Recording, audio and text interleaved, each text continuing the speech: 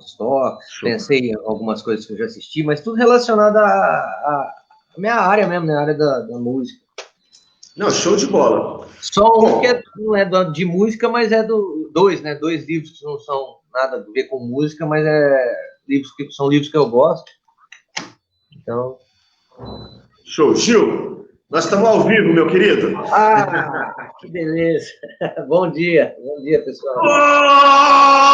Bom dia, senhoras e senhores. Começando a semana com mais um Café com Cultura. O café tá aqui, ó. Ó, aqui é chá. E a cultura tá aqui do meu lado. A cultura em uma de suas personificações. Um dos filhos da deusa grega Musa, que veio nos brindar com as mais diversas artes. Hoje, no Café com Cultura, temos aqui Gil Reis. Bom dia, Gil. Bom dia, professor. Bom dia a todo o pessoal que está aí assistindo a gente, que está chegando. Sejam bem-vindos. Prazer estar aqui.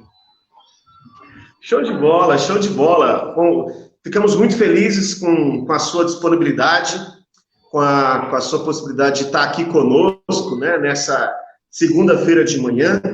O programa Café com Cultura é uma oportunidade que nós temos de começar bem a semana, como eu já disse, divulgando o que de melhor que a nossa cidade possui, né? Quem está nos acompanhando aí pela página do Coletivo da Cultura sabe que nós estamos aqui radicados no município de Franca, interior do estado de São Paulo.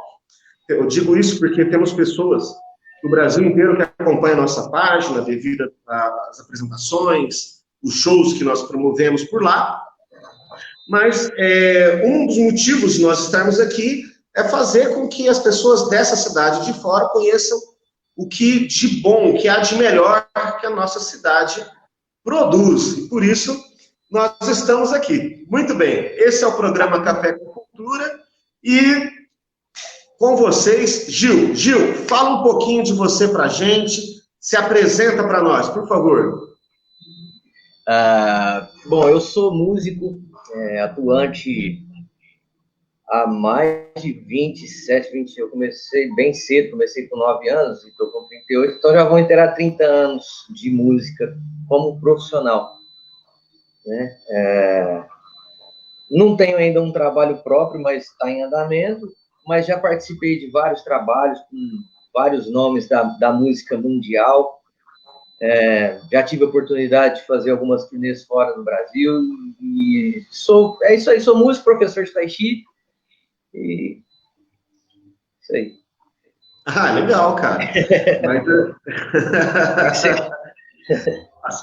a sua breve biografia já deu para dar uma noção para as pessoas do tamanho da sua humildade. Porque, apesar de você ter exposto isso em poucas linhas, a sua experiência é muito vasta, a sua contribuição para a música ela é muito grande, e eu gostaria de hoje destacar alguns projetos. Eu queria que você detalhasse um pouco mais algumas coisas que me chamaram a atenção na sua carreira, mas eu gostaria de começar falando lá no comecinho mesmo, né? Você disse que já está na estrada há mais ou menos 30 anos. Você começou a tocar com 9 anos de idade.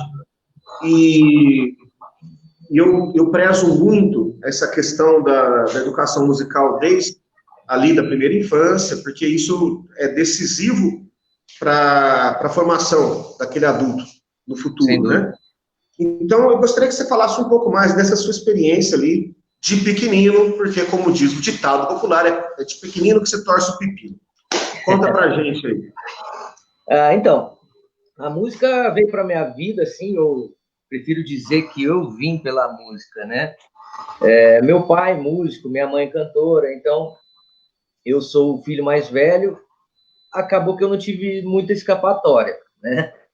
Meu pai tinha uma banda, era um trio, e nesse trio era contrabaixo, ele tocava guitarra e cantava, e tinha o saudoso Marquinhos, que foi um exímio saxofonista, né, na década de 70, 80, né, até os anos 90. Foi quando ele partiu. E nessa banda tinha um tecladinho bem pequenininho, desses Cássio, bem antigo, né? Que ficava em casa. E aquilo acabou virando brinquedo meu, né? Então eu comecei a brincar de mexer no teclado e, né, assim, foi... Ainda bem que tinha esse teclado lá, porque eu comecei a brincar com aquilo, de repente eu comecei a tocar. Isso eu tinha 3 anos de idade. E aí teve um episódio marcante, né, que foi quando o pessoal, assim, né, minha mãe, meu pai, falou, não tem jeito, né, já era. Que na mesma idade, com 3 anos, meu pai estava se apresentando no Teatro Municipal, né? Aí eles tocavam, tinha uma das músicas do repertório era We Are the World, né? We Are the World. E aí eu tava lá atrás, né? Meu pai, o pessoal da banda tocando, eu lá atrás marcando, aí eu vi um microfone sobrando, cara. Eu já peguei o microfone e mandei bala, né? Fui lá pra frente, cantei, né? Isso eu não, minha mãe, meu pai que conta, porque eu não lembro. Aí o pessoal já, né, pirou, e eles falam, né, eu cantei afinadinho, certinho, no tempo, então não teve jeito. Eu lembro que eu lembro que eu esperava meu pai chegar antes de começar a tocar com ele, né? Eu esperava ele chegar das tocadas de madrugada para pelo menos ajudar a descarregar o carro, sabe? Tinha que estar de alguma forma envolvido naquilo, né? Sempre nos ensaios. Com isso, eu tive a oportunidade de assistir vários ensaios da orquestra do Laércio. O meu pai cantava na orquestra do Laércio. Assisti vários ensaios do Nave de Prata, que era um quinteto que eles tinham também na época. Então, assim, eu vim convivendo com esse pessoal desde que eu nasci, né? O maestro, meu seu Laércio, falava, né, quando ele via eu tocando assim, as notinhas lá, ele falava que eu tinha que estudar música, e na época não tinha como estudar música aqui em Franca, né? Não tinha muitas opções para a área do piano. Então, assim, eu vim convivendo com esse pessoal. Aos 9 anos, meu pai começou a me levar para tocar, né? Eu entrei na banda, digamos assim. Então, eu entrei na banda e daí eu fui tocando com ele. Na época, a gente tocava aqueles repertório que fazia, né? Que tocava nas rádios, né? Então, rolava muita música brasileira, né? Eu aprendi muita coisa que eu toco hoje, que hoje eu tenho um repertório bem vasto de música brasileira, eu aprendi com eles naquela época, né? Ali em 1990, 91, foi quando eu comecei a tocar. E nisso eu toquei nos bares de Franca, tudo aqui, né? E acaba que aí vai conhecendo um, conhece outro. De repente, meus amigos, a maioria eram músicos. E uma área que é muito forte aqui em Franca é o sertanejo, né?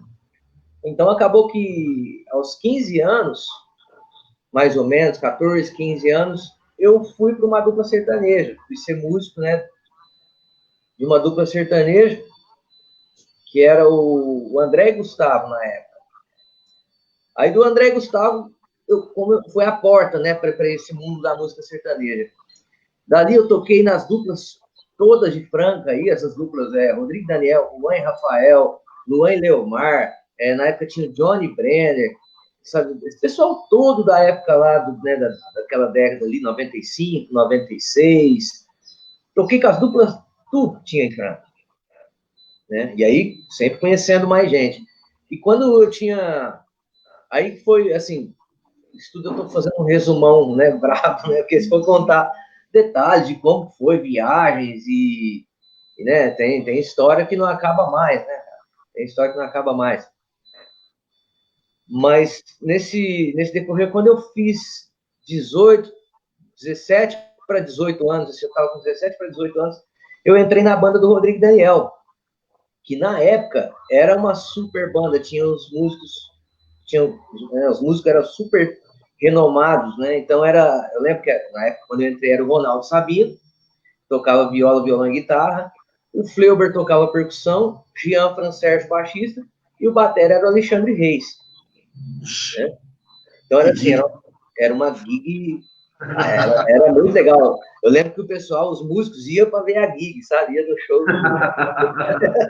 para ver a gig, era muito legal. E aí, dessa gig, como a gig era muito forte e tinha, né, um respaldo grande, a gente acabou que montou uma banda com essa gig, né? Montamos uma banda de forró, pé de serra, que foi quando, fala mansa, estourou, aquelas coisas aconteceram ali, né?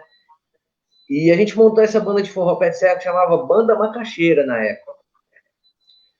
Com a Banda Macaxeira, lá começamos a ter uma agenda grande de shows. Bom dia! Bom dia! Começamos a ter uma agenda grande de shows, né? De tanto em Franca quanto fora de Franca. Foi nessa época que que eu conheci o Cabuloso, né? O Cabuloso promovia os forrós em Franca, né? Ele fazia o forró no Galpão, depois foi para Masmorra, depois do Masmorra foi para Cachaçaria, na Champanhar, e era coisa assim, era o ápice da cidade, né? Os forró, Nossa Senhora, fazia fila na porta para entrar, tava aquela muvuca, né? Aquela coisa de doido. E foi uma época, para mim, de muito ganho cultural, né? Porque o Alexandre sempre foi um cara muito dedicado, né? Ele sempre estudou, então, além dele ser dedicado e estudar, ele passava para frente tudo aquilo que ele estudava. Então, a gente foi crescendo com coisas que ele via e, assim, animando a pesquisar também, a procurar conhecer, buscando. Então, daí trouxe um lado bom, né? Que foi não só a parte musical, mas também a parte cultural, conhecer um pouco do Nordeste, um pouco de como que era, né?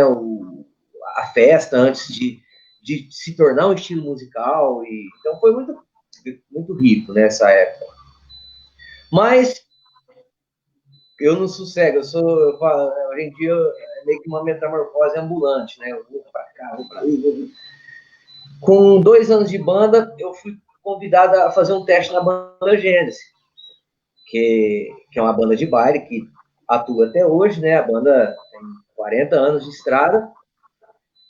Na época, os bailes eram muito fortes, assim, a agenda de baile era lotada, a gente rodava o Brasil inteiro, né? Lembro que às vezes a gente saía quinta, ia para o Goiás, aí depois ia para Brasília, aí voltava tudo, tocava aqui no interior para ir para outro lugar e já ia para Aparecida do Norte, sabe? Eram as coisas assim, tudo dentro de um dinossauro Scania, 1989. Então, fiquei na banda Gente 7 anos, convivi com grandes músicos, aprendi muita coisa ali naquela vida, né, naquela estrada, né? Minha casa acabou virando ônibus e os hotéis, né, do Brasil. Foi lá, conhecendo esses músicos, quando eu entrei na banda Gênesis, o guitarrista era o Diego Figueiredo. O Beto, saxofone, o Flander e o Fernando Rache, né? Era uma gig também monstra, né? O negócio era, sabe, o pessoal na época não tinha recurso nenhum, né? Não tinha esse negócio de gravação, essas coisas assim, né? Então a gente fazia tudo na unha mesmo, né? Tudo na mão. Era meio que inacreditável, o pessoal falava que era gravado. Não, isso aí tá gravado, e tá gravado, e tá gravado. Mas eram horas e horas e horas de ensaio para deixar tudo afinado, né? Tudo certinho. O Paulinho sempre muito exigente. Então foram anos também de muita felicidade assim nessa escola, nessa estrada, né? Como músico. E como eu disse, dali eu conheci o Diego, né? O Diego Figueiredo, que foi aí que eu comecei comecei a ter contato com música instrumental, né? Então, o Beto já era um grande músico também, aí os dois foram meio que me triando para esse meio de música instrumental, tal. De repente, quando eu vi, eu estava tocando música instrumental sem saber tocar música instrumental, né? E aí eu lembro, foi nessa época que eu conheci o Du Machado, que é outro parceiro também que convivi anos e anos aí tocando com ele, né? O pessoal sabe. Então foi aí, eu lembro, tô falando do Machado porque eu lembro que eu não sabia tocar música instrumental, essas coisas assim. E aí eles começavam a tocar aquele negócio quebrando tudo, né, cara? E aí eu ficava meio perdido lá no meio, eu tirava a mão do instrumento, né? Falando, esperar, né? Tem umas histórias engraçadas dessas situações. Aí eu falava, vou esperar, né? Ver o que tá acontecendo. Aí o Du virava para mim e falava assim, oh, a gente não se conhecia direito e tal, né? E ele me via tocando com o Diego, às vezes ele achava que eu sabia. Aí ele falava assim, oh, é blues, é blues, é blues. E eu pensava comigo, e daí que é blues? Eu não sei harmonia, né? Aí depois, né, que eu fui estudar música para valer, aí a gente entende a estrutura do blues, né, de 12 compassos e a fórmula harmônica, né, como funciona. Então, aí a gente entende, eu entendi o que ele estava querendo dizer. É um blues, né? Só tem esses acordes e esse tanto de compasso. Mas na época, os caras quebrando tudo lá, velho, não entendi nada. Então foi aí, né, tocando com esses caras que eu vi que eu precisava estudar, né? Eu preciso estudar música. Então, comecei a estudar, né? Fui fazer aula primeiro aqui em Franca com eles, né? Que eles eram uns músicos assim que tinham bagagem na época, que tinham conhecimento para passar à frente. Fui estudar com o Du, porque eu queria prestar uma prova no Conservatório de Tatuí. E o Du é formado em Tatuí, né? Então, eu vou estudar com ele, que ele vai me doutrinar certinho, né? E assim eu fiz. Estudei com ele uns tempos, tal, peguei uma noção legal da parte teórica, né? Das funções, né? Harmonia, improvisação e ritmo e tudo mais, as funções de música, todos os assuntos que temos aí para abordar. Fiz alguns cursos técnicos que eu concluí todos na Faculdade Souza Lima, né? Tinha uma bolsa de estudo, um esquema de uma bolsa, uma ligação, que a gente ia para lá, fazia os cursos. Eu lembro que a gente, pessoal, a nossa turma ia, muitas vezes a gente dormiu na sala de aula, no chão, a gente levava os colchão, cobertor e tal, porque não tinha grana para pagar hotel, para pagar essas coisas, era só a grana da viagem, né, e a grana do esquema lá. Eu tinha 19, essa época, 19 anos. Então, a gente fez esses cursos técnicos no Souza Lima, e depois eu tive que sair. Eu saí da banda Gênesis, né? E na época eu lembro bem que eu saí para estudar, porque na Gênesis não dava tempo. Eu ficava só envolvido, tocando, viajando, tirando música, ensaiando e pá, aquela doideira. Falei, vou ter que sair da banda, uma coisa ou outra, né? Aí eu saí da banda, comecei a tocar bares aqui em Franca, mais tranquilo, e entrei em Tatuí. Tive a sorte, né, de passar na prova lá e conseguir uma vaga. Só tinha 5 vagas na época e 123 concorrendo a essa vaga de pianista, né, essas vagas de pianista. Aí deu certo, consegui a vaga e na mesma época a gente prestou junto, eu, o Tiquinho, o Diego Randi, o Marquinhos Sabino, né, e fomos para Tatuí, começamos a estudar em Tatuí, sem muita noção de nada, né? Aventureiro. Aí tem uma história muito engraçada dessas passagens, assim, né? Que o pessoal vê a gente tocando, tava falando, nossa, que beleza, né? Essas coisas assim. Mas a gente já levou muito tapa na cara, já levou muito esfregão, assim, nesses meios, né?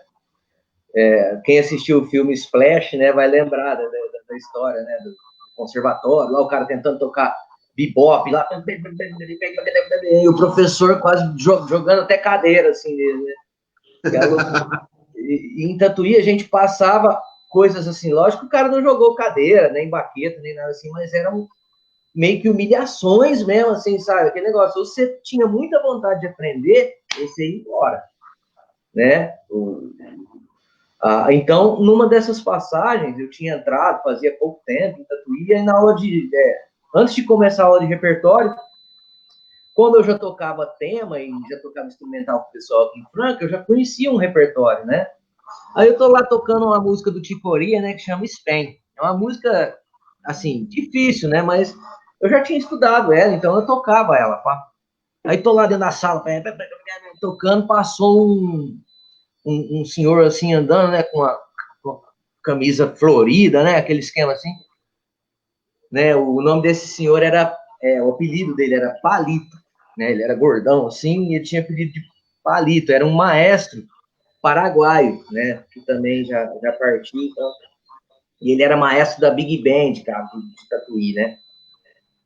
Aí ele passou na porta assim e voltou, né? Ei, você, pianista! Estamos precisando de pianista na Big Band, né? Acabando a aula, passa lá. Não. Cara, eu com pouquíssimo tempo, nem 3 meses de conservatório, né, cara? Mas tava lá fazendo gracinha lá, né? Tocando tempo. Aí o cara me chamou, né? Fui lá, né, bicho?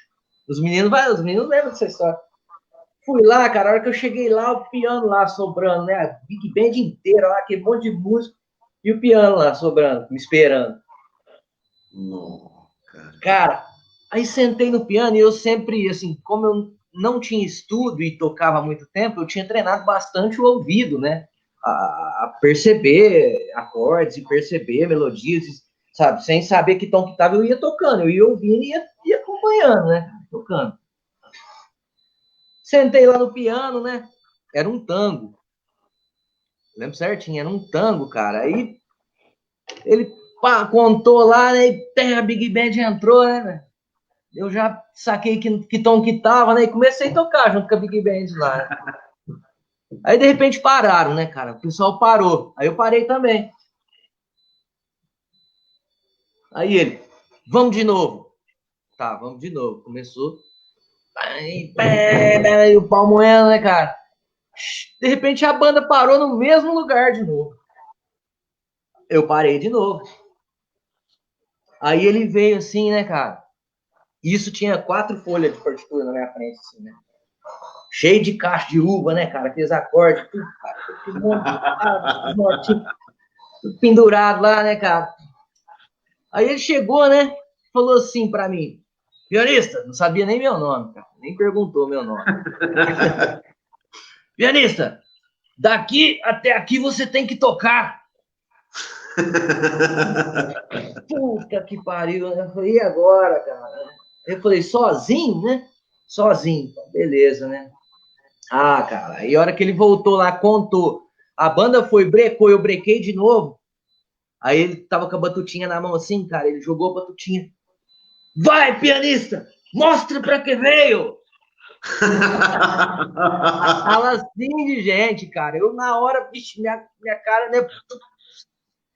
Aí eu mostra pra que veio, na hora eu peguei e só fechei a partitura assim.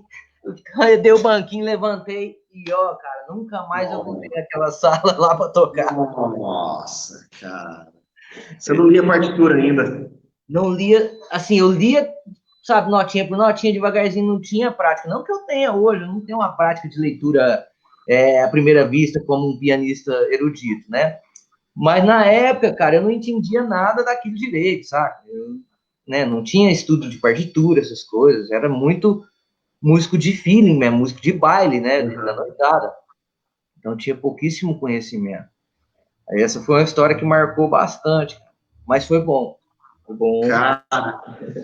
Aí depois você teve a oportunidade de conversar com esse cara mais pra frente, vocês trombaram lá outras vezes? Não, os caras lá eram muito bravos. Os caras lá eram muito bravos, cara. A gente teve várias passagens assim, sabe? O professor, no meio da aula de repertório, assim, mandar a gente parar, pegar a carteira, arrancar a carteira do bolso, jogar em cima do piano. Quanto vocês querem para ir embora daqui, parar com isso aí?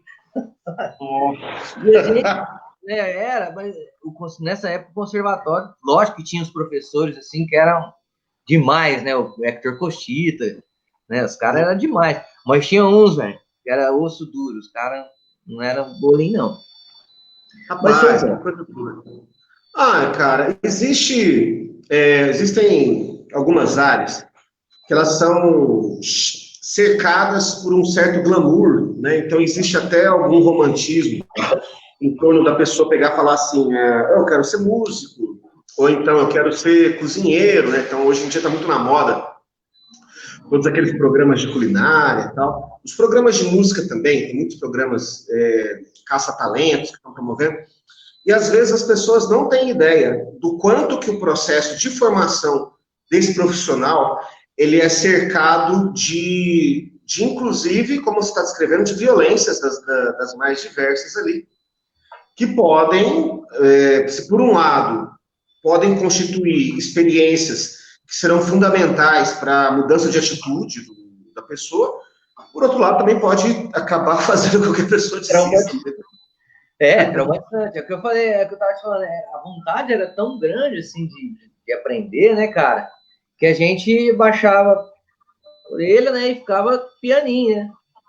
Ficava quietinho, né, cara? Mas teve gente que brigou e saiu e xingou, quase bateu em professor lá, assim, na época, né? Mas parece que hoje também já mudou muito lá. Hoje parece que até é reconhecido pelo MEC. Na nossa época nem isso era o conservatório, sabe? Mas era aquele negócio, ou aprendia, senão você saía de lá, sabe? Mas tive grandes professores, fiz aula com o André Marques, que é pianista do Hermeto Pascoal, né? E foi graças a esses ganhos aí também que as portas foram se abrindo, né? Comecei a tocar no esquema lá com o Du, né? No esquema com o Du Machado.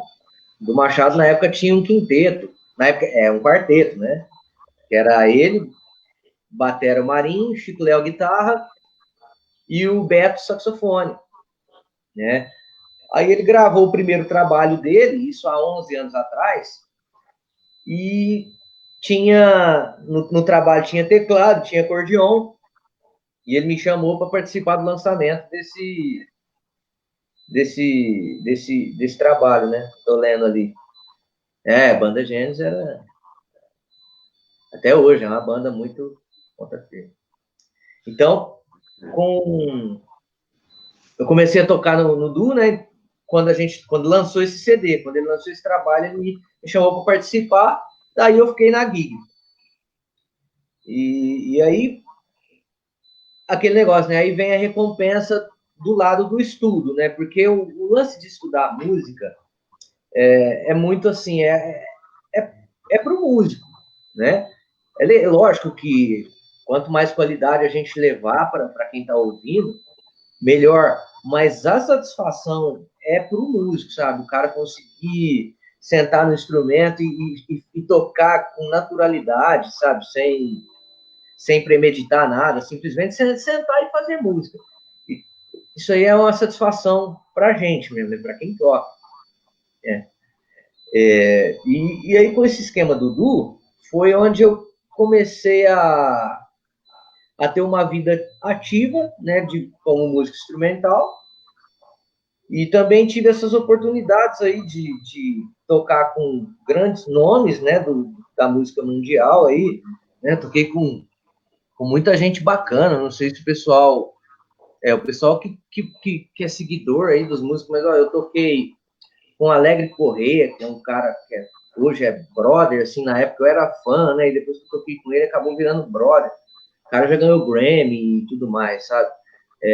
Mora em Floripa hoje. Ele morava na Áustria, agora ele tá morando em Floripa. Toquei com Arthur Maia, foi baixista do Gilberto Gil por mais de 10 anos, assim, saca? E grande produtor, e também já... O Alegre tá vivo, o Arthur já não tá mais aqui. Toquei com o Chico Oliveira, que é o trompetista lá do Jô Soares.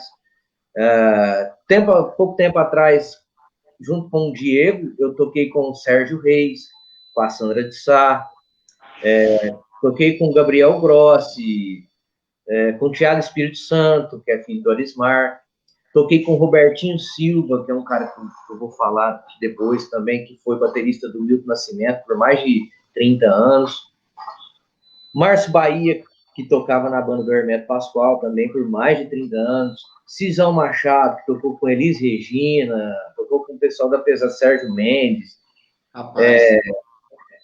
o Diego, né, o Diego, que a gente é brother desde Banda Gênesis, o Alexandre Cunha, que é um grande baterista de Campinas também, de sucesso mundial, fez turnê na Ásia, para tudo quanto é lado, lá na Europa, na América Central, tá? Os caras são Pixingão, que é conhecido aí na área dos graves, né? Então, assim, foi muita gente bacana que eu tive a oportunidade de trabalhar graças a essa porta de tocar com o Du, né? Porque aí eu comecei a tocar instrumental e aí o pessoal o Du conhece bastante gente e acaba que, né, a gente vai conhecendo junto, né? Conhecido junto. E com isso também foi muito legal, porque quando eu toquei pela primeira vez, quando eu fui com ele pela primeira vez para a Europa, eu fui no susto, assim, né? Eu não ia, tava tudo certo para ir o quarteto, né? Mas aí, quando apareceu a oportunidade de ir tocar na Europa, ele falou para os meninos, né? Falou, tem uma oportunidade aí para tocar lá, tal, mas só que é só 4. Aí o baterista era o Alexandre Cunha, que é esse de Campinas. Aí ele falou, não, cara, vamos rachar isso aí e a gente leva o Gil, porque com o piano o negócio fica mais legal. Ah, sim. Aí os 4 entraram no acordo lá, dividiram o cachê, dividimos o cachê, e eu fui. Só que assim, né, cara, eu não conhecia, não sabia de nada, né, velho? Fui pra Europa, assim, Suíça, só tinha ouvido falar na Suíça na escola, na época da geografia e tal, não sei o que. Suíça, né? E aí fui para essa Suíça, cara. Porque primeira vez que eu fui, a gente ficou. Nós ficamos uns 10 dias, assim, sabe, na Suíça. Rapaz. E aí, cara, né, eu não sabia nem o dinheiro que usava lá, essas coisas, né? Então foi tudo assim. Um acúmulo de informação de uma vez, cara, que aquilo me despertou outros interesses, sabe? Aí eu fui pesquisar a respeito dos lugares, fui conhecer da história, essas coisas. Aí eu me apaixonei por vários lugares lá, assim, sabe? A primeira vez que eu fui na Alemanha também, né? Igual uma ameba, né, cara? Não sabia de nada. Daí, quando eu fui, eu vi, né? Quando você desperta, você fala, não, peraí, deixa eu entender isso aqui. Aí fui estudar as histórias da Segunda Guerra, fui estudar, né, tudo que aconteceu ali, né, cara? Nossa, aí foi demais, sabe? A cabeça fez assim, né? Pá! Né? Aí você começa a entender um monte de coisa, você começa a tomar partido de um monte de coisa, ter suas opiniões, né? Fui aprender a falar um pouco de inglês, porque eu fiquei lá esse tempão todo, a primeira e a segunda vez eu sofri, cara, porque eu não sabia falar nada, o pessoal tudo conversando e trocando ideia, e eu lá. Agora eu ficava doidinho para tocar, porque a hora que tava tocando. Ninguém... Era a hora que você se comunicava, era com o seu instrumento. Mas aí foi bom, cara, foi bom, porque aí depois as coisas foram. Assim, eu fui cada vez mais me aprofundando em como que é a vida lá, fazendo amizade com o pessoal de lá, né, com o pessoal que tá lá. Então, assim, isso foi abrindo muito a mente e tendo também esse lance, assim, né, de poxa, como queria que fosse assim no Brasil, nossa, podia ser assim, tal, essas coisas assim, sabe? Né? Mas são anos-luz na frente, né? São anos, vixe, tá, o negócio tá muito à frente, muita coisa, né? A gente, lógico que tem lado triste em tudo, né? Em qualquer lugar a gente vê tristeza, mas a cultura que a gente adquire nessas viagens, assim, é muito grande, cara, é muito grande. Então, eu sou muito grato por ter conhecido boa parte do mundo, muito grato a quem me proporcionou isso e grato principalmente à música, né? Show de bola. Olha, mandar um abraço aqui pro Levi. O Levi está acompanhando o nosso programa. Salve, Levi. Parabenizando. Agora há pouco o Alex também mandou um abraço. Só dizer para quem está nos acompanhando que nós não comentamos os comentários em tempo real, porque eu e o Gil, nós estamos confinados numa sala de aula, numa sala virtual. Nós estamos presos numa salinha virtual e nós não temos acesso aos comentários ali da timeline. Salve, Renan. Renan está destacando aqui o seu currículo, que é realmente um currículo invejável. Gil, só lembrar o pessoal, olha só, galera, nós somos pessoas muito privilegiadas de termos o Gil conosco em vários programas que a gente pôde fazer, e quem está curtindo essa prosa aqui, eu vou destacar um programa em especial que você não pode deixar, quem está curtindo não pode deixar de conferir, né, ou de rever quem já viu, que foi, Gil, o primeiro palco coletivo que a gente fez às quartas-feiras. O palco coletivo é um programa que a gente faz com a mesma intenção desse aqui, também de divulgar a arte dos artistas, só que ele se diferencia porque o artista ele toca, Então, ele é um programa que tem a parte da prosa, igual nós estamos tendo aqui, mas também tem a parte da música. E esse programa que a gente fez com o Gil, cara, foi um programa fantástico, porque ele fez essa história que ele está nos contando aqui, e ele tocava cada parte da vida dele que foi marcante, ele escolhia uma música para poder representar aquele pedaço da vida dele. Então, foi um programa fantástico, fantástico. Está aí na timeline da página do Coletivo da Cultura. Então, quem está nos acompanhando hoje e está gostando, não deixa de verificar lá. É o Palco Coletivo com Gil Reis. Foi o primeiro palco coletivo que nós fizemos. Então, deve ser 5, 6 semanas atrás. Está lá para vocês conferirem. Gil, já que eu te interrompi, eu vou te perguntar uma coisa. Na sua caneca aí, você falou que tem chá. Tem. Mas me fala uma coisa, você toma café, cara? Tomo café. Toma. Adoro café, cara. Então você será presenteado com o nosso café aqui, que é o Santa Júlia. Rapaz, você não tem noção. Você terá noção a hora que ele chegar aí, do cheiro que esse café tem. Eu posso abrir sua embalagem? Ela está lacrada. Claro, faz favor. Eu vou abrir aqui, cara, para mostrar para as pessoas. Eu devia ter deixado uma tesourinha próxima aqui, mas vou acabar estragando. Pronto, estragando. Tranquilo. Esse café, cara, a Fazenda Santa Júlia é uma fazenda que tem mais de 100 anos de tradição. O produtor desse café é o Milton Monteiro. E o Milton, ele está com o mercado, ele está trabalhando com diversas marcas, não é só esse aqui, não. Esse aqui é um café tipo exportação, cara. Nem vou falar o preço desse danado aqui, porque senão as pessoas vão falar assim, não vou comprar muito caro. Cara, mas é um café fantástico, você vai adorar. E é um café da nossa região, só que o empreendimento que o Milton está lançando é o seguinte, ele está criando um clube do café. O que é esse lance do clube do café? É um site, um portal que visa atender desde a pessoa que quer tomar café até a pessoa que quer produzir café.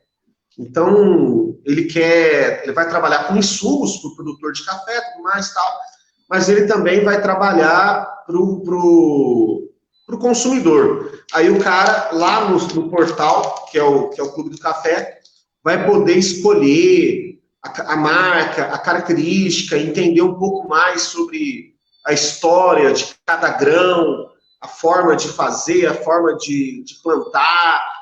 E nós estamos muito empolgados com esse projeto dele. A gente acredita que em 2 semanas o site vai estar no ar já e as pessoas poderão procurar como sendo o verdadeiro clube do café. Ó, isso aqui é seu. Tá? Coisa boa, obrigado. Vamos dar um jeito de mandar e te falo. Show de bola. Bom, rapaz, eu quero te perguntar mais uma coisa. Dos seus trabalhos, que a gente já conhece há bastante tempo, tem um que eu nutro um carinho especial, seja pelos músicos que compõem esse projeto, seja pela qualidade que esse projeto possui, que é o Oripe. E eu gostaria que você falasse um pouco mais desse projeto, por favor. E, recentemente, você, no seu canal do YouTube, você fez uma releitura de uma das canções do Oripe, que, cara, ficou fantástico. Eu já tive a oportunidade de te falar isso, mas eu recomendo para as pessoas que estão nos ouvindo aqui que entrem no seu canal do YouTube, que acompanhem as suas publicações, porque tem sido surpreendente, de verdade. Eu gostaria que você falasse um pouco desse projeto, por favor. Vou falar, estou até com trabalho aqui na mão. O Oripe foi um grupo que, assim, nessa época que eu falei da banda de baile, que eu saí da banda Gênesis para estudar, né, para estudar música, foi quando a gente montou o Oripe, mas ainda não era um grupo de música instrumental. Era um grupo de música popular, de tocar bar, né? Tocar, fazer bares e festas. A gente tocava pop, rock, reggae, blues, né? E MPB e tal. E era só eu, o Marquinho e o Vinícius. O Diego ainda não fazia parte, né? Aí, nesse meio, a gente montou esse grupo de bar para poder estudar e começou a estudar. A gente sentia necessidade de tocar música instrumental o máximo possível, né? Foi quando, nas viagens, né, indo para Tatuí, a gente propôs para o Diego. Já tinha conversado com o Vinícius, que ainda não fazia Tatuí. O Vinícius fez Tatuí agora, mais recente, né, depois da turma.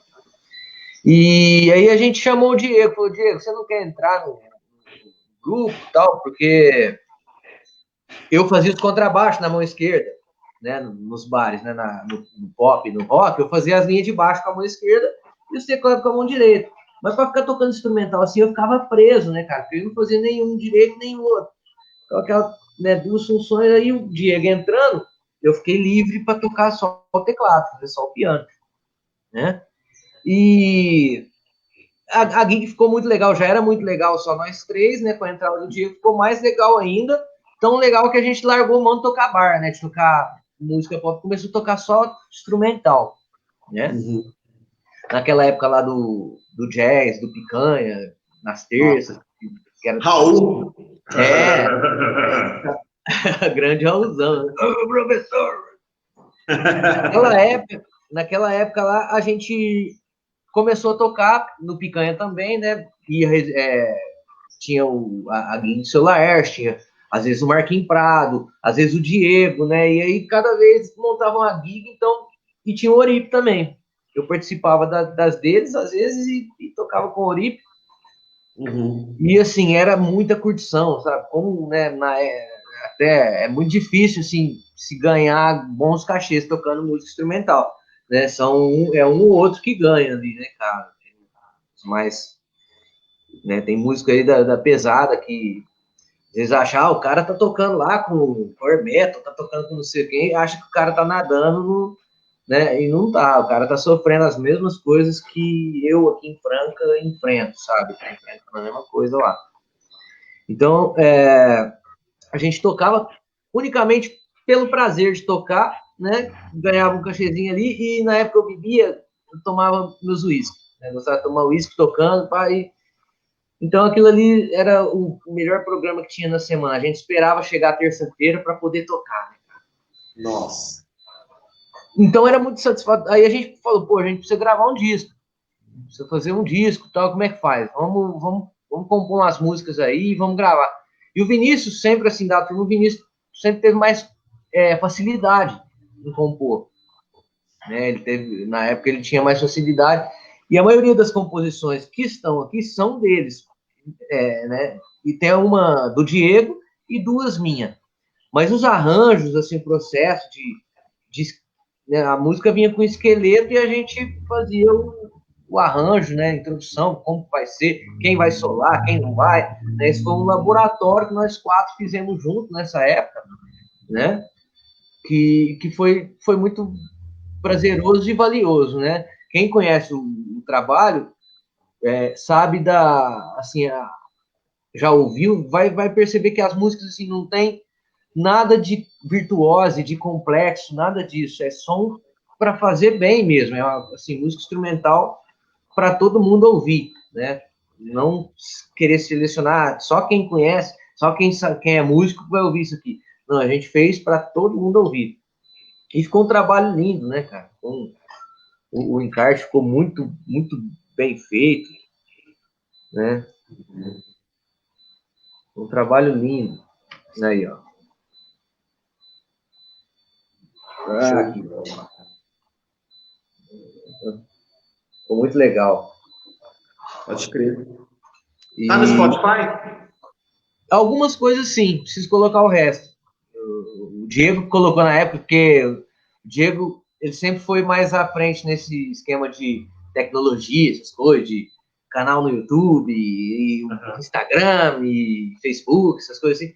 A gente, eu e os meninos, a gente sempre foi mais para trás. Né? Então o Diego colocou no Spotify algumas coisas, no YouTube também. Show. Mas precisa colocar o álbum inteiro. A gente vai disponibilizar o álbum todo lá. Vou dar um jeito de fazer isso. Tá legal. Quem quiser conhecer o trabalho do Oripe, pesquisar, dá uma olhada no Spotify lá, dá uma olhada no YouTube. E ainda, o CD ainda está sendo comercializado, Gil? Tem CD para vender ainda? Cara, eu dou de presente para as pessoas aqui hoje em dia. Porque o CD é uma mídia assim, né? Só quem gosta mesmo, né? De ter esse lance, né? Físico aqui e o encarte com ficha técnica. Porque a maioria assim, hoje é o Spotify, né, cara? É o YouTube. E o pessoal gosta muito desse negócio da imagem junto com o som, né? A gente até falou, hoje em dia é muito complicado você gravar um trabalho só com áudio, né? As pessoas sempre querem ver, né? Querem ter esse lance da visualização. Então, assim, quem se interessar, me dá um toque aqui. A gente dá um jeito de entregar, de enviar. Seu canal chegou nas 1000 curtidas, Gil? Não. É difícil, então vamos fazer o seguinte, ó. Vamos fazer uma ação de marketing aí para a gente chegar nessas 1000. Porque, de repente, cara, a gente pode fazer um esquema com CDs mesmo. Então, o pessoal te dá uma força, vai lá na página para curtir, e aí a gente faz uma ação para todo mundo que curtir a página, tá concorrendo aos CDs, aí a gente sorteia vários CDs ali, para que as pessoas possam ter acesso a esse som do Oripe, ter acesso a todo o carinho que vocês produziram. Eu tenho o meu CD aqui, para que as pessoas tenham noção do carinho que vocês produziram tudo, né? A parte não só musical, mas também a parte visual do CD. E é isso aí. Bom, quero te perguntar mais uma coisa, tá? Ainda com relação à sua carreira de música e tudo mais, que é o seguinte, ó. Quem está te ouvindo, de repente, fala assim, poxa, eu toco alguma coisa, eu quero aprender, eu não toco nada, mas eu quero aprender. Nós sabemos que você dá aula, então eu vou falar alguns projetos que eu sei que você está envolvido, né? Que as pessoas que, se quiserem, podem te procurar, né? Então, assim, você hoje é professor do Guri, né? Sim. Então, qual que é a faixa etária que você atende lá? 7, dos 7 para cima, dos 7 aos 18 no Guri. Legal. Então, as pessoas que tiverem interesse em ter aula com o Gil Reis, podem procurar o Guri. Existem prazos curtos para inscrição. A pessoa precisa estar atenta a esses prazos para poder conseguir se inscrever. Mas você também dá aula em casa. Você está dando conta disso? Sim, eu tô com essa questão da quarentena e da pandemia, eu comecei a dar aulas online, né? Pelo Skype, tem sido muito proveitoso. Estou dando aula para crianças e adultos e jovens de todas as idades, assim, né? Como no Guri, eu tenho alunos novinhos aqui, de 9, 10 anos, e tem alunos de 60 e tantos anos que estão fazendo aula pelo Skype, né? Às vezes as pessoas, isso é até legal falar, legal que você falou, porque às vezes as pessoas, assim, vê os vídeos, vê essas coisas assim, falam, não, esse cara só deve dar aula para quem já toca. Não. Se você não sabe nada, não tem noção nenhuma de música, eu posso te ensinar. E se você quer aperfeiçoar, quer estudar determinado assunto, improviso ou harmonia, harmonização, qualquer assunto mais avançado, pode me dar um toque também, que a gente estamos aqui para isso. Né? Nós estamos aqui para isso. Show de bola, cara, show de bola. É importante porque realmente as pessoas não sabem. Então, eu sou músico, cara, e a minha formação se deu na década de 90. Então, não existia internet, né? Existia lá nos Estados Unidos, mas a gente aqui... Então, o que acontece? Eu ficava esperando a edição do mês da revistinha de acordes, para poder ter acesso aos acordes de uma música X ou Y. Vigu, né? Oi? Os livrinhos, né? Que eram os Vigu, né? E fiz aula de violão com uma pessoa, depois eu fiz com outra, não estava encaixando legal, até que eu fui ter aula com o Miller, cara. O Miller era um grande músico, velho, que me abriu um pouco o horizonte, e a hora que eu achei que eu sabia, esse que é o grande problema, né? A gente, é tudo muito difícil, tipo, existia era necessário deslocamento físico e tudo mais, tal, nem sempre a família estava com grana para poder bancar a aula, não era muito, vem de uma família muito modesta, né? Então isso aí foi complicado. E hoje as pessoas não têm noção das facilidades que elas têm. Então, mesmo no contexto de pandemia, a pessoa não precisa se deslocar para poder ter aula com você. Então, às vezes pessoas de outras cidades têm a oportunidade de ter aula contigo, né, por conta dessas viabilidades, e a pessoa pode ter acesso ali, hoje, muito facilitado a partituras, a cifras, né, se a pessoa estiver começando. Então, isso tudo é muito legal, né? Isso é muito bacana. As pessoas precisam saber que que elas estão no século XXI, e o século XXI permite essas coisas. E se o cara quiser seguir... Fala. Às vezes as pessoas são resistentes a esse negócio, né? Igual, mas é aula online, não, tinha que ser presencial. Pelo menos nessa área, no teclado, no piano, a aula online não perde em nada para presencial. Nada, é impressionante. Eu era resistente antes de começar, não é propaganda não, gente. Eu era resistente antes de começar a dar aula online. Depois que eu comecei, eu vi da praticidade da ferramenta, assim, tanto que é simples eu enviar material, tanto que é simples eu ver como que os alunos estão tocando e passar para eles como pode ser melhorado, o que eles têm que fazer, sabe? Funciona muito bem, muito bem. Até que, assim, vendo o lado bom, né, um dos lados bons é esse, que a gente está aprendendo a realmente usar a internet de uma boa forma, né? E não só como coisa supérflua, né? Desculpa te cortar. Não cortou não. É que eu ia te perguntar o seguinte, ó, a pessoa que já está, nós falamos do cara que está começando, e você tocou também na questão do cara que está avançado. Eu acho isso fantástico, porque eu vendo de fora, né, analisando, olhando, eu sempre te admirei muito, cara, porque a gente se conheceu, foi lá na IGB.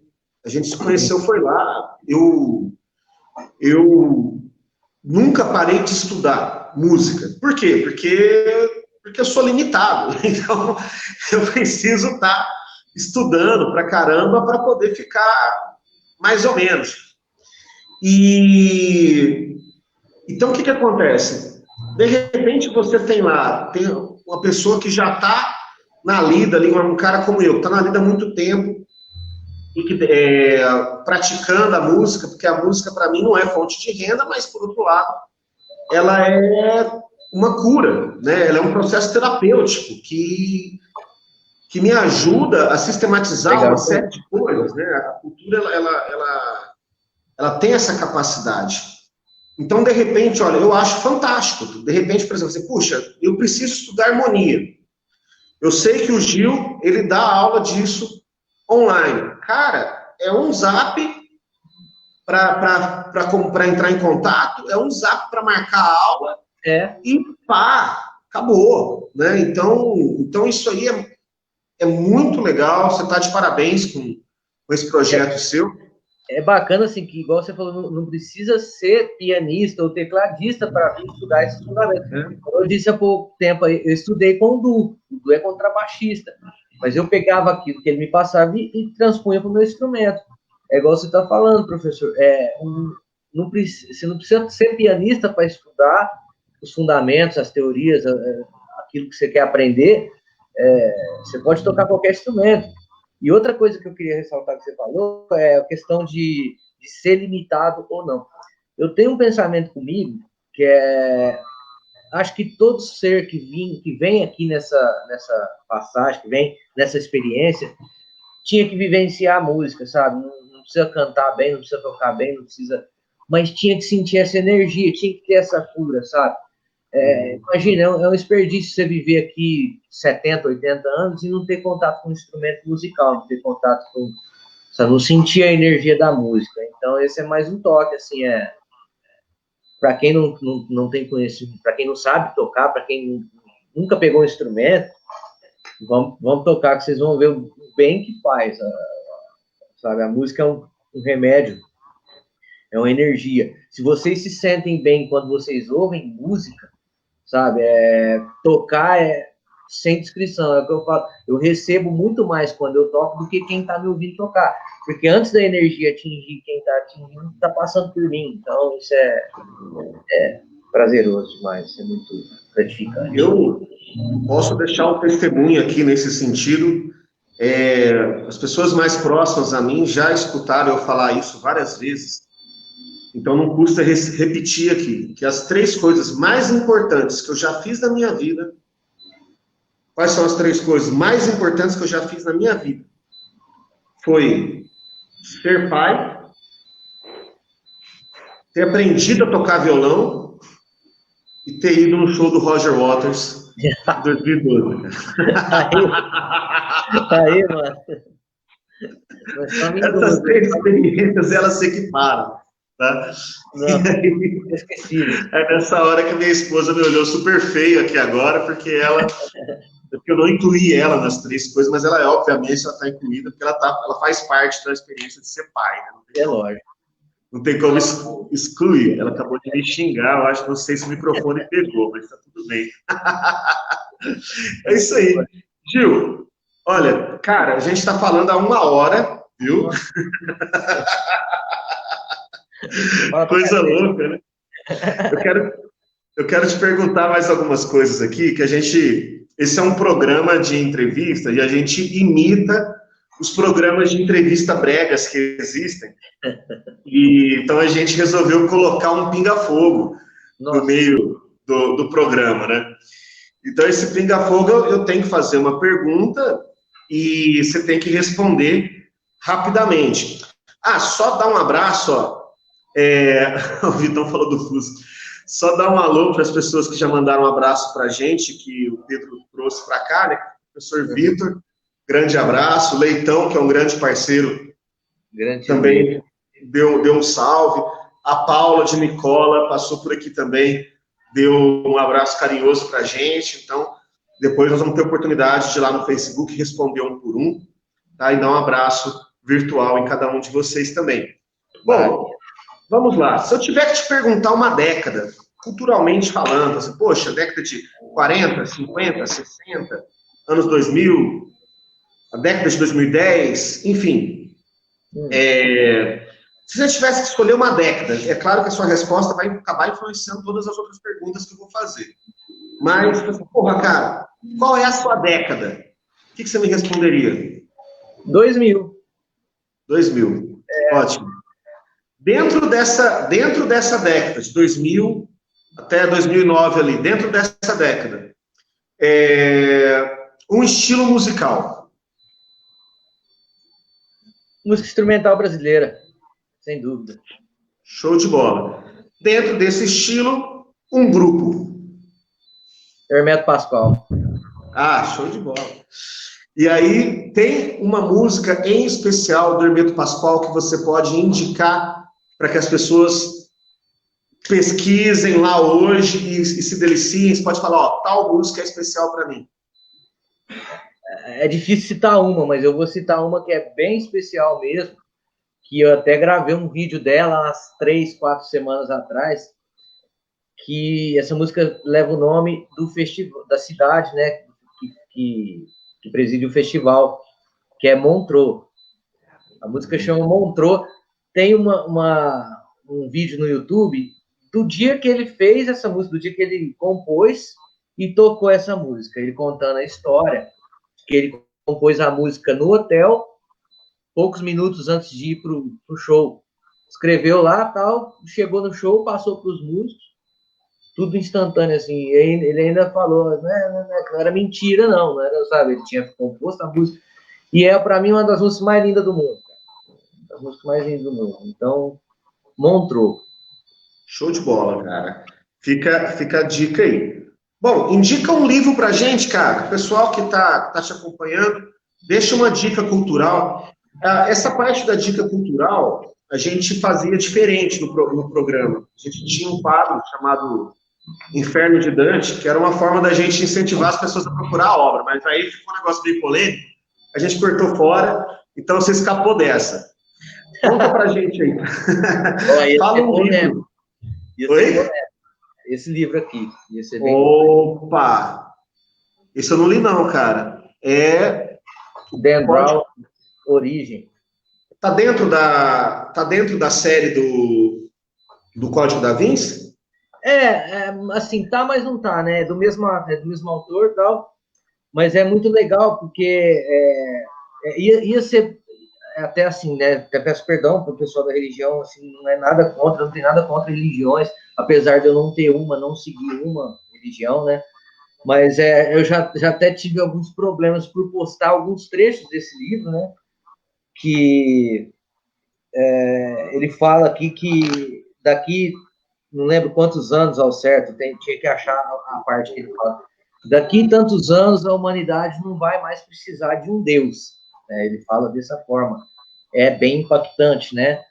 Mas é um livro que fala de inteligência artificial, de criação, de como que funciona, sabe? É bem científico, né? Um negócio bem científico, bem atual, assim, bem moderno, né? Mas eu gosto muito desse autor e esse livro é surpreendente. Esse livro vale muito a pena. Cara, show de bola. Valeu a indicação. E ainda dentro do Pinga Fogo aqui, é uma pergunta muito difícil para te fazer, que é se você prefere Nescau ou Toddy. Difícil mesmo. Rapaz, Toddy. No final quando a gente parar de fazer esse programa, eu vou fazer um apanhado ali da votação das pessoas que votaram, quantas votaram Nescau, quantas votaram Toddy, e eu vou encaminhar para Harvard para eles fazer uma pesquisa científica, empírica, e assim por diante. Muito bom, gostei da indicação. Você quer indicar um filme também? Alguma coisa para a galera assistir? O que você assistiu por último aí que te chamou a atenção? Pai, de filme? Assim, faz até que eu não sempre fazer o filme inteiro, eu durmo sempre no começo. Mas, assim, tem alguns filmes que eu gosto bastante, né? Rocketman foi um filme que eu vi há pouco tempo, que é do Elton John, né? Uhum. Tem para quem gosta de musical, tem umas partes que é musical, mas também conta a história de vida dele, né? De como que ele foi, né? E tem um lance da homossexualidade, né? Então é muito legal mesmo, sabe? Pro pessoal assistir, né? E outro filme, é um documentário que eu assisti agora, mas que é antigo, mas eu não tinha assistido ainda, que é aquele do Michael Jackson, This Is It, né? Acho que é isso, This Is It. Do Michael Jackson, que é como ele estava montando o show e tal. Então, assim, mostra o profissionalismo, como que é aquele lance da conversa entre o músico, o produtor, entre o dono do show, sabe, aquelas coisas. Então, eu gostei bastante desse documentário. Muito legal. Legal. Cara, já indo para os finalmente aqui, a gente a parte... Vou desligar aqui. Aí. Nossa, achei que você tinha colocado. Achei que estava tocando pra gente aqui. Eu falei, ué. Nem vi que o negócio estava ligado. Não, relaxa. Esse momento final, cara, é um momento coletivo. A gente fala um pouco do trabalho do Coletivo da Cultura.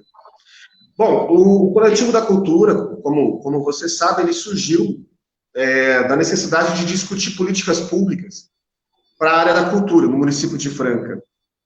E ele se reúne desde o ano passado, cada vez com apoio de mais pessoas. Hoje nós somos mais de 50 homens e mulheres que discutem a cultura no município.